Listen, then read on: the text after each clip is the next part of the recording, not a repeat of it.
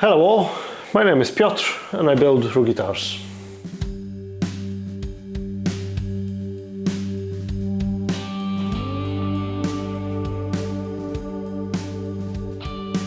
So this is definitely dry now, it's been a week. I'll take it all off and we'll see what the fretboard looks like.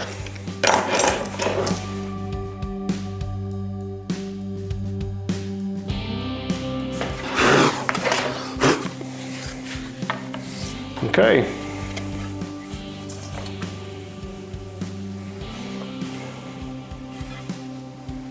No gaps. That is beautiful. Okay, very happy with it. Let's see one thing.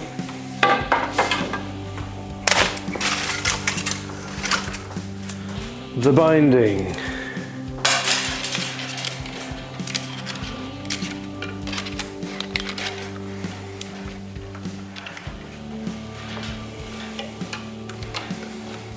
And that is perfect. Okay, very good. But guess what? I changed my mind. Surprise, surprise. I was thinking of those dot inlays on this neck, and I don't think this is a good idea. Visually, I don't think that this will look best with the modern looks that the guitar will have with the flipped.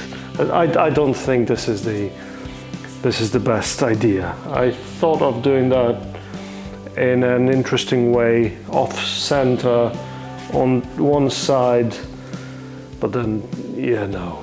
I think the cleanest look will be with no markers on the front at all. Yeah, I'm gonna go with that. I'm not gonna do any markers on top, and I'm gonna go straight into deepening the fret slots and radiusing the neck. One thing I wanted to show is the string ferrule block. I went for one like this. Well, I went for this one, and it will replace the 6 individual ferrules. I need to figure out a way to install it properly. It happens to be exactly the same width as my router bits, which is 12.5 mil, and that's perfect. But it also is exactly the same height. So I bought some really thick MDF. I need to build a template for the bearing to glide on, but that will come later. And I will sand it down all around after routing the ferrule block in. So that's probably next week.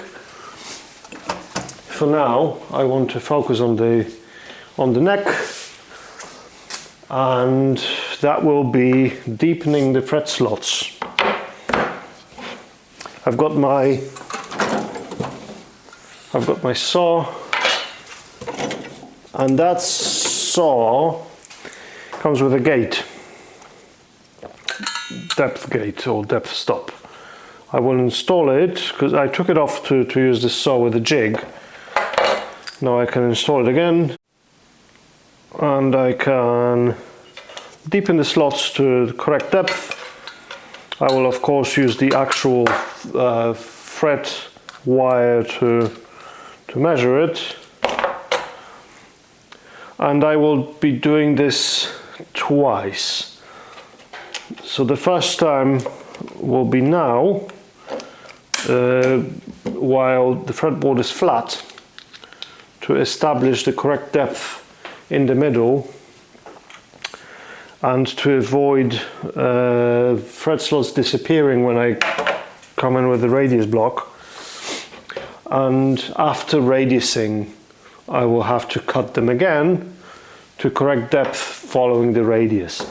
I don't want to go deeper than I have to, and to avoid having too shallow of thread slots, I would have to cut them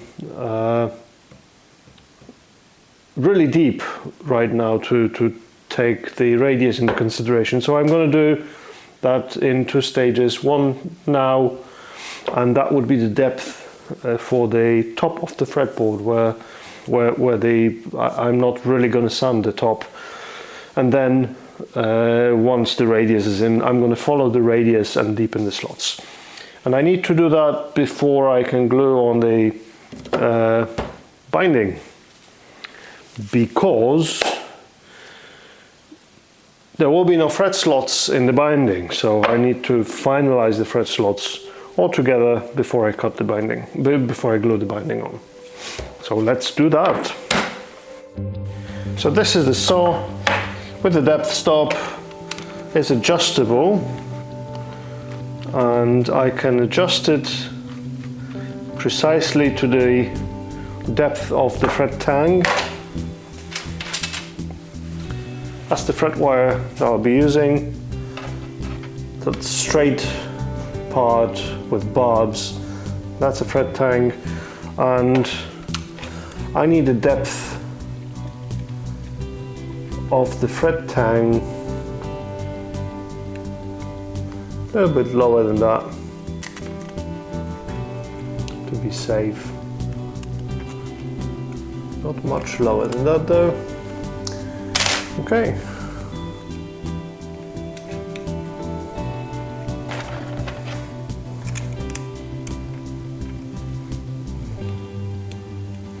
Perfect. And I've clamped the neck to the workbench. Let's see how that goes. I'm going to skip the knot line for now, because I need to go quite a bit deeper than thread slot on the knot line, but I'll do that later.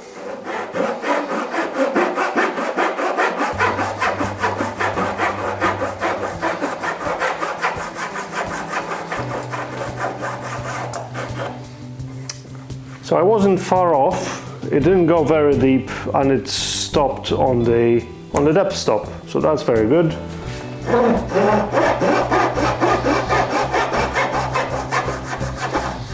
Same here.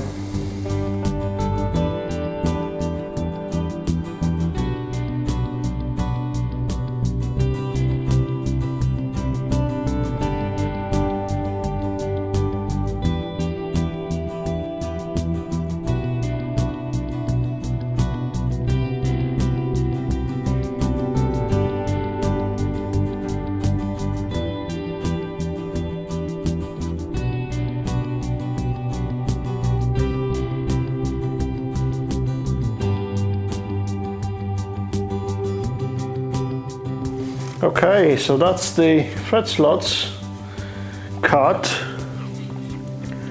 Now I can start radiusing it. And as I mentioned before, I'm going to use this radiusing block from Derek at Luthen Wood. It's a compound radius block. It's got 10" on one end and 16" on the other end, so that should be very good. I tried it on the old fretboard and it worked well. Let's see what happens. Don't really have a way to clamp it. I'll clamp it on one end and see if that will be enough. I also don't really want to go beyond the fretboard too much. And that should stop somewhere here. Let's see if I can have a block of wood.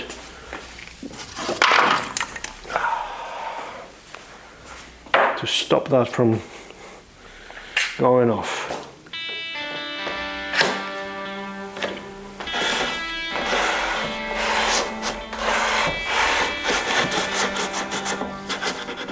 That will take some sanding here.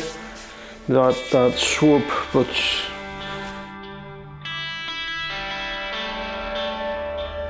this part of the fretboard will be sliced off when I come in and do the transition,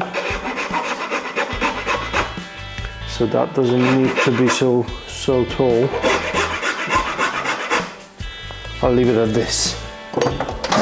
Okay, I've got the neck clamped on this end. This one is loose, but it's okay. It's not going to move. I'm going to only move it that way.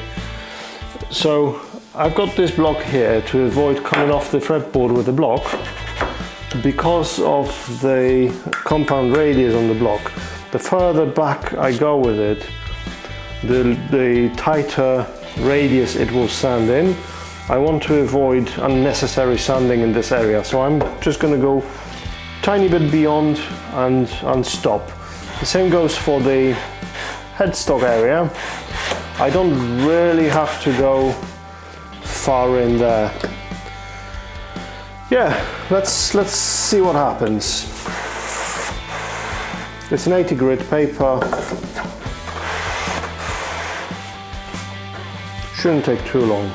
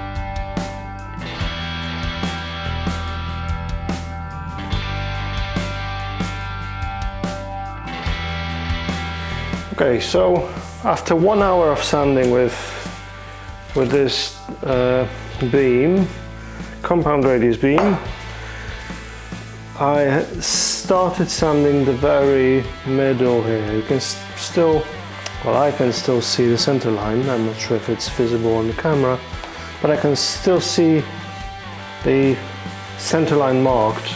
So I'm not done yet, but just to show you how it works. This is supposed to be 16 inch, but because I'm going out just a bit, I'm expecting it to be a bit tighter than 16, but let's see. 16 inch looks like this. It's very close. 15, 14 inch. 14 inch fits perfectly. Yep, and this end, that's way off. Let's try the 10 inch. 10 inch is perfect. And this is 10 inch on this end, doesn't fit at all.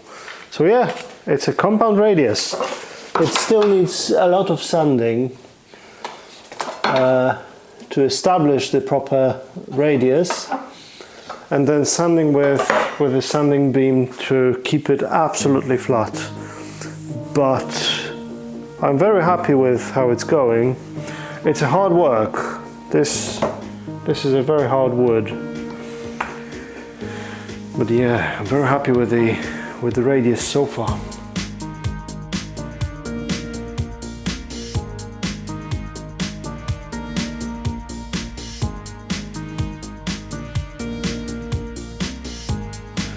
Okay, so after, I don't know how long of sanding like this,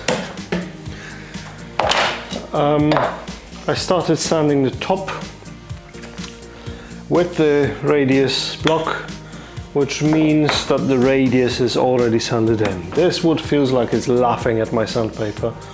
It's wonderful to chisel and to route, but sanding it is awful. It's really hard. So now that I have the radius sanded in, let's see. It's not 16. Yeah, it's 14. So it's. I think that sanding beyond the edge of the fretboard introduces a little bit rounder profile, which is it's not a bad thing. It's just, you know, different radius that I was aiming for, but 14 seems right. And this end, yeah, it's 10. Beautiful. So what I need to do now is to make sure that the entire surface is absolutely flat, and I can follow the radius already sanded in with sanding block. I've got an 80 grit paper and 150 grit paper. I'm going to go with 150 to see what happens, and go parallel with the radius to the fretboard and just level it off. So this is not going to change the radius because I'm not going to flatten it. I'm going to put just as much effort in every single portion of the fretboard to evenly distribute it, and then I will come back with the radius block and I will make sure that the radius is still there.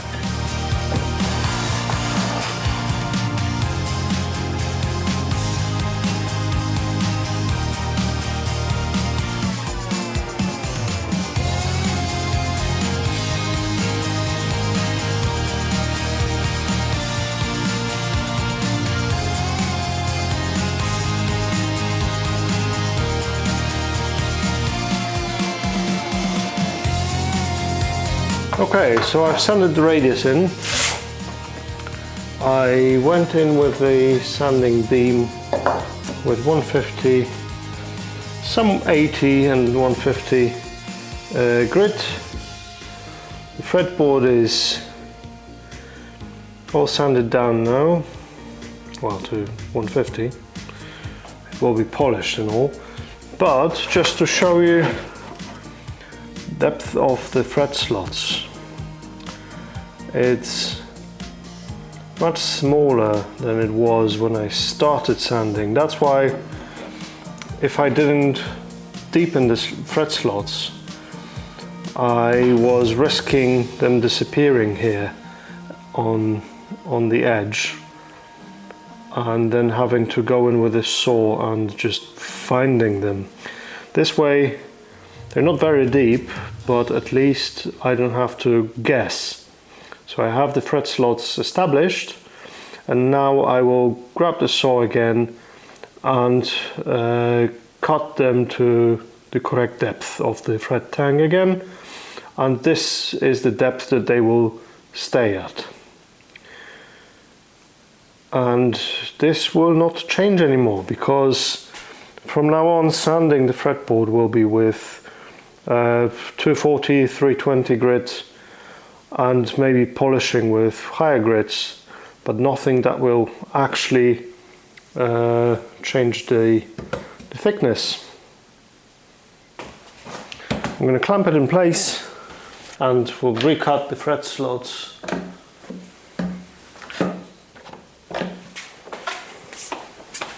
That depth hasn't changed. I don't need to adjust this saw. I just need to go back in and deepen them all the way in.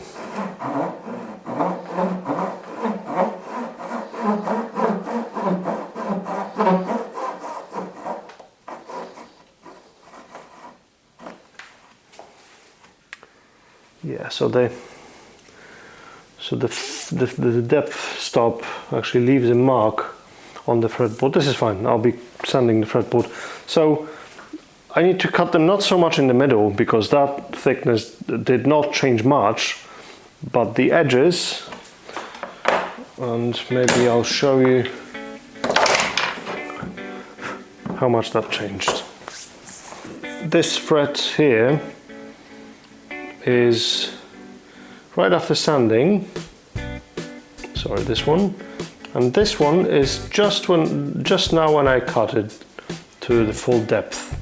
So that much had changed, and now each fret slot has the shape of the radius of the fretboard. So the bottom of the fret slot has the radius of the fretboard now here.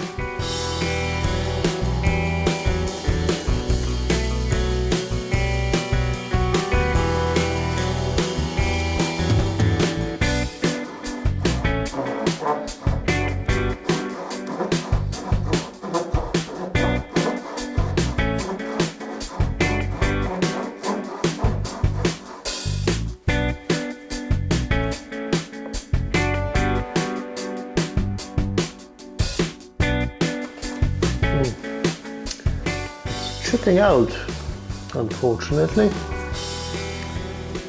So I've got a tiny triangular file, and I will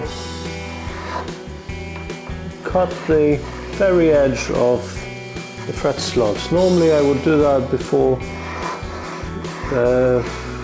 fretting, but I think this can help with this process as well, since the edge of the fretboard is just chipping out, and I want to avoid big chip out.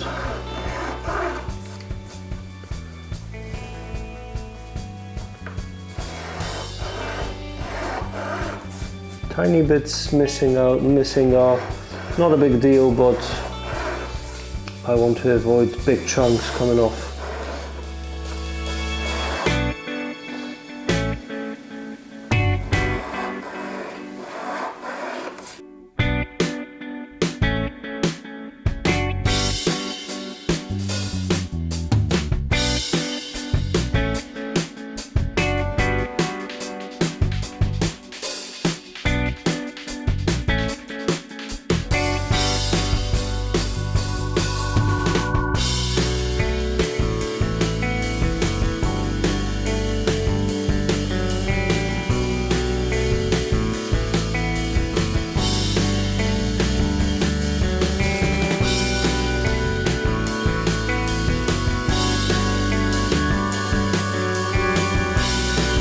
Okay, this was hard work.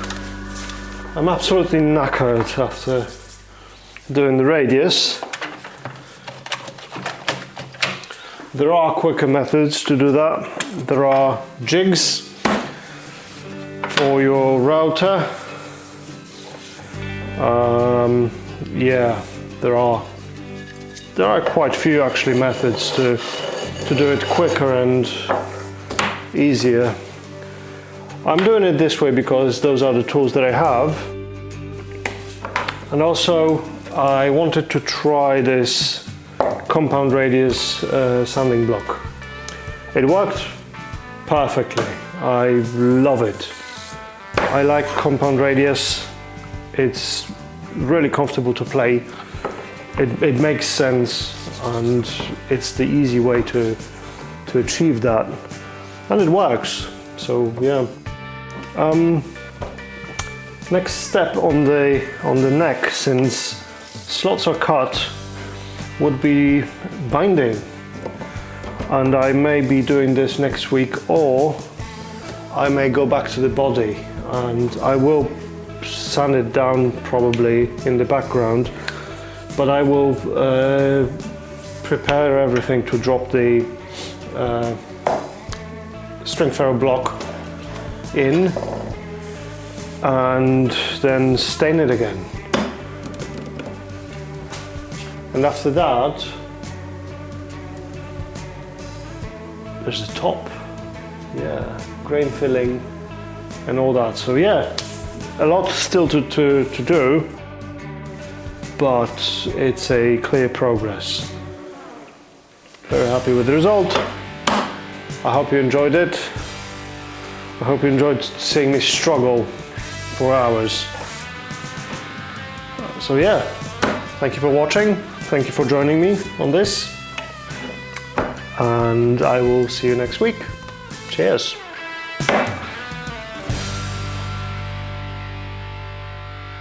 Love you, bye.